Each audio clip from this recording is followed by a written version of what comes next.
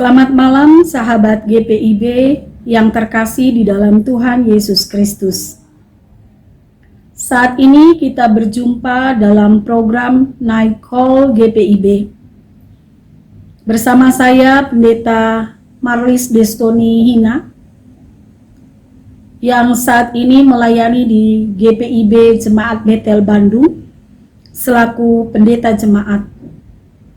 Kita bersyukur untuk pertolongan Tuhan yang boleh mengantar kita pada saat ini. Menutup hari ini kita diberi kesempatan untuk merenungi firman Tuhan. Sebelum kita mendengar firman Tuhan dan merenungkannya, mari kita berdoa. Terangilah kami dengan firman-Mu dan Roh Kudus menolong kami mengenal jalan-Mu Tuhan. Amin.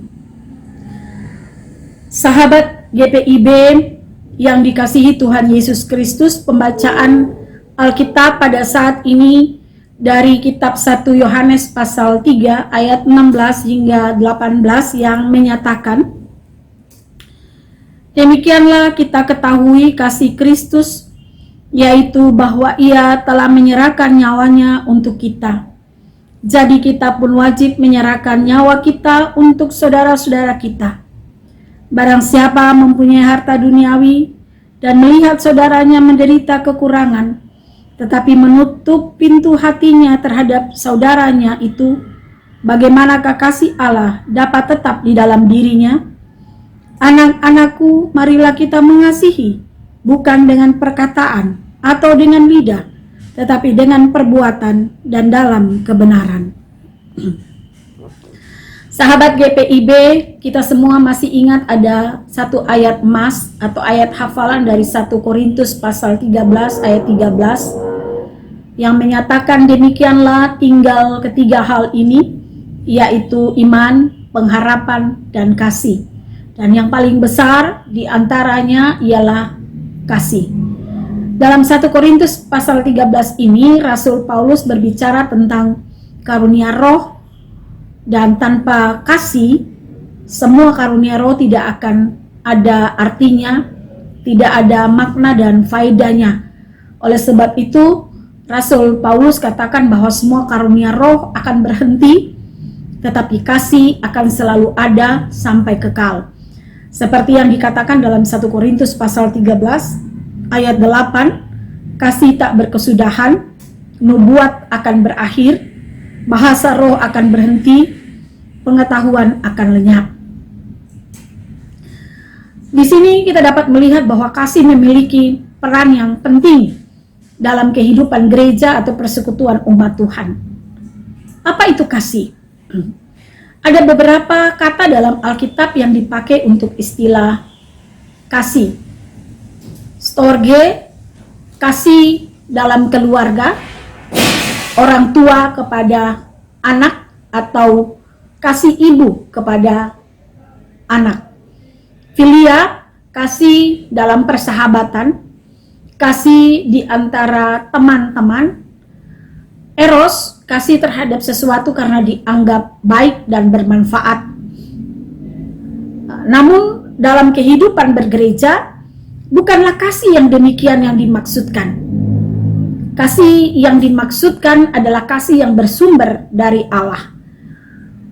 Kasih yang bersumber dari Allah adalah kasih agape.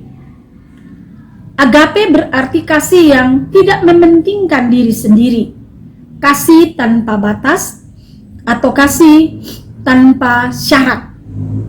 Kasih agape tidak bersifat egois dan memiliki dua ciri.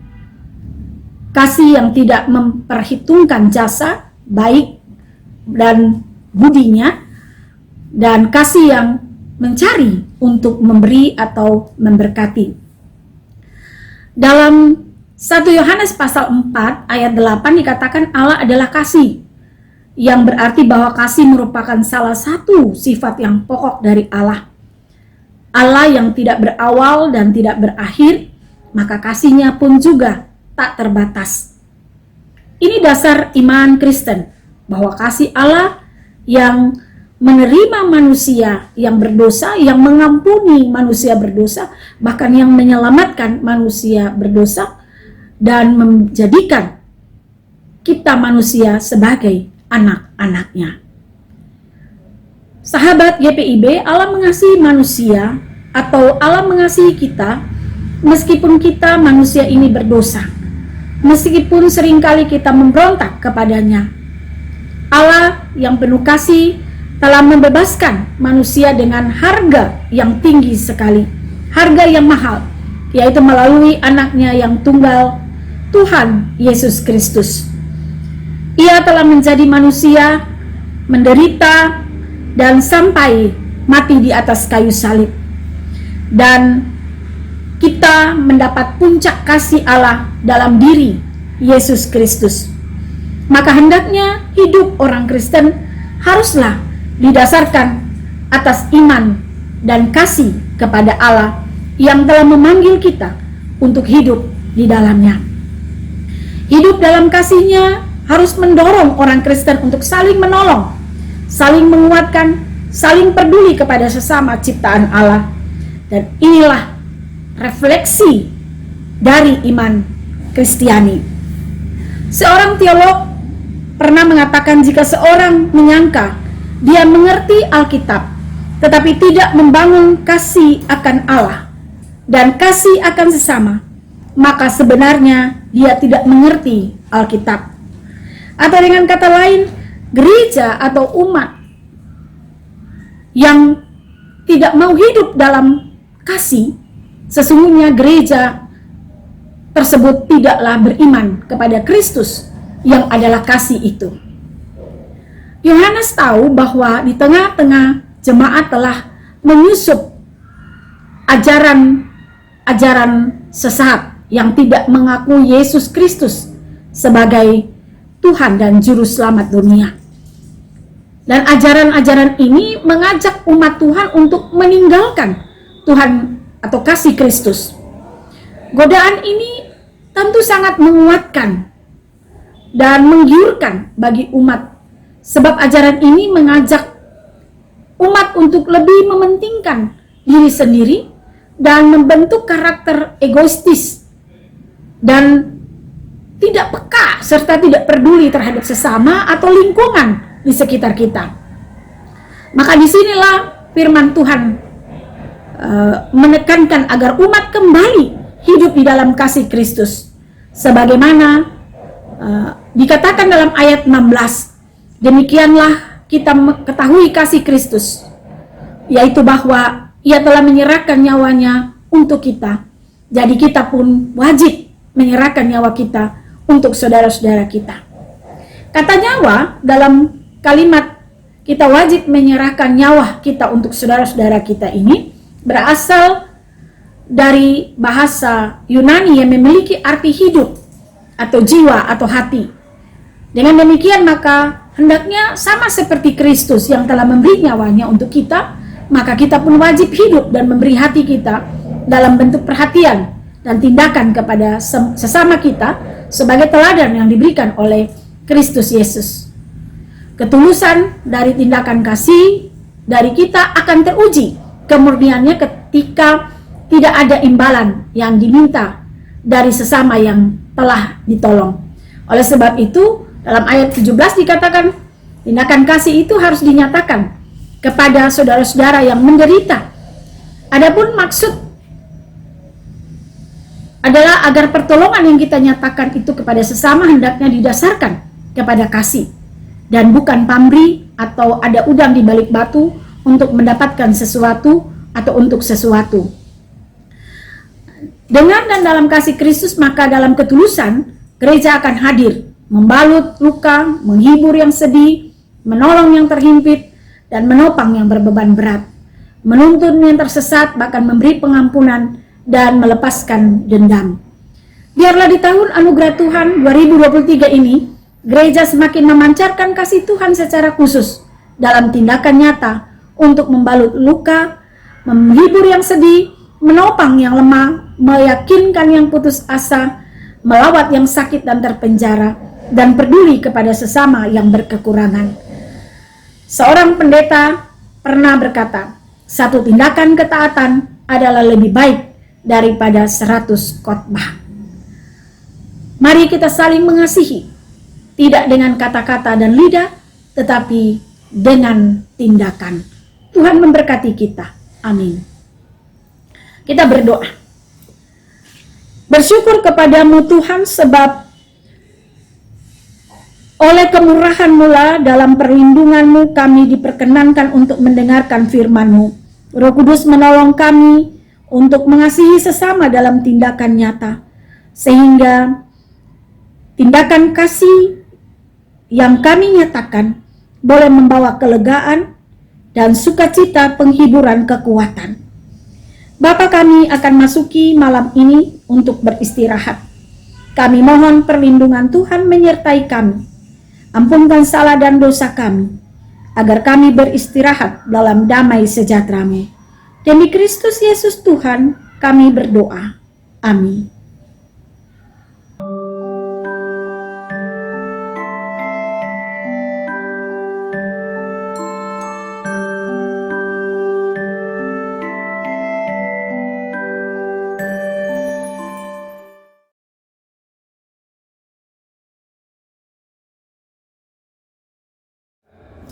Shalom Sobat Teruna. Nah, sebentar lagi kita tahu kan, Pelkat Persekutuan Teruna GPIB akan memasuki usia yang ke-40 tahun. Nah, dalam rangka HUT Pelkat PT akan ada acara besar lingkup sinodal nih.